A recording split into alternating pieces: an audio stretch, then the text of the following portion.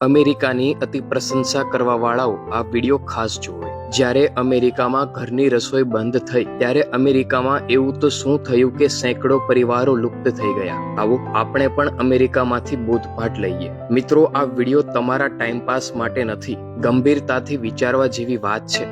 અમેરિકાના આ એક આંકડા ખૂબ જ ગંભીર હકીકત દર્શાવે છે। જ્યારે ઘરની રસોઈ બંધ થઈ ત્યારે અમેરિકામાં શું થયું? 1980ના દાયકાના પ્રખ્યાત અમેરિકન અર્થશાસ્ત્રીઓએ અમેરિકન વાસીઓને મહત્વની ચેતવણી આપી હતી, પરંતુ કોઈએ પણ આ વાત પર ધ્યાન ન આપ્યું। તેમણે કહ્યું હતું કે રસોડું ખાનગી કંપનીઓને સોંપવામાં આવ્યું છે અને જો વૃદ્ધોની માવજત અને બાળકોની સંભાળ પણ સરકાર કરશે તો કુટુંબની જવાબદારીઓ અને તેની સુસંગતતા નાશ પામશે। પરંતુ બહુ ઓછા લોકોએ તેમની આ સલાહ સાંભળી હતી। ઘરની રસોઈ બંધ કરી બહાર ઓર્ડર કરવાની આદતને કારણે અમેરિકન પરિવારો લગભગ લુપ્ત થઈ ગયા છે, જેની ચેતવણી અગાઉ પણ અપાઈ હતી। પ્રેમથી રસોઈ કરવી અને પરિવારને જમાડવું એટલે કુટુંબને સ્નેહથી જોડવું। રાંધણ કળા ફક્ત કળા નથી, કૌટુંબિક સંસ્કૃતિનું કેન્દ્ર બિંદુ છે। આ હકીકત સમગ્ર દુનિયાએ ભારત પાસેથી શીખવી જોઈએ। જો ઘરમાં રસોડું જ ન હોય, માત્ર બેડરૂમ હોય, તો તે કુટુંબ કે પરિવાર નથી, હોસ્ટેલ કે હોટલ છે।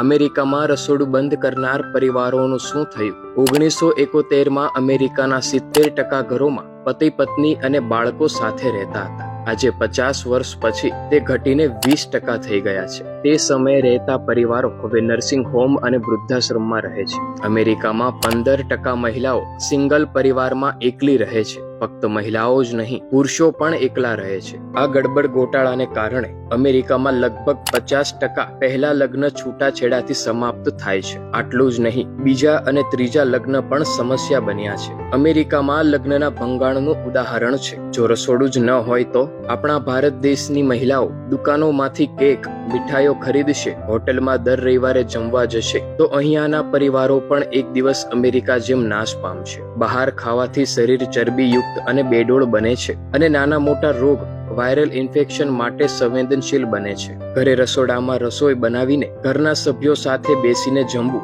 એ જ કુટુંબની સુખાકારીનું એકમાત્ર કારણ છે। મિત્રો, શારીરિક સ્વાસ્થ્ય અને માનસિક સ્વાસ્થ્ય પણ જરૂરી છે। આજે પરિવાર સાથે રેસ્ટોરન્ટમાં જમીએ છીએ। સ્વિગી, ઝોમેટો, ઉબર ઇટ્સ જેવી ફૂડ સર્વિસ કંપનીઓને દિવસ કે રાત્રે કોઈ પણ સમયે ઓનલાઈન ઓર્ડર કરી શરીરમાં નાના મોટા રોગો થાય તેવું જમવાનું ઉચ્ચ શિક્ષિત અને મધ્યમ વર્ગના લોકોમાં પણ આ ફેશનેબલ બની રહ્યું છે। પરંતુ તમે જોજો, આ આદત એક દિવસ મોટી આફત બની રહેશે। મિત્રો, તમે નહીં જાણતા હોવ કે ઓનલાઈન કંપનીઓ મનોવૈજ્ઞાનિક રીતે નક્કી કરે છે કે આપણે શું ખાવું જોઈએ, જેથી દવા બનાવતી કંપનીઓની કમાણી વધે। હાલ દુનિયાભરમાં આ પ્રકારની એક બિઝનેસ ચેન અસ્તિત્વમાં આવી છે। આપણા પૂર્વજો બહાર ફરવા જતા પહેલા ઘરે બનાવેલી રસોઈ સાથે લઈ જતા હતા। તો મિત્રો, તમે પણ આ વાત પરથી બોધ લો અને ઘરે રાંધો, સાથે જમો અને આનંદથી જીવો। પછી તમારી મરજી, ઘરને એક મંદિર બનાવવું છે કે શોરૂમ। મિત્રો, આ વ્યસ્ત દુનિયામાં પરિવાર બચાવવા માટે, પરિવાર સાથે સમય પસાર કરવા માટે તત્પર રહેવું જોઈએ।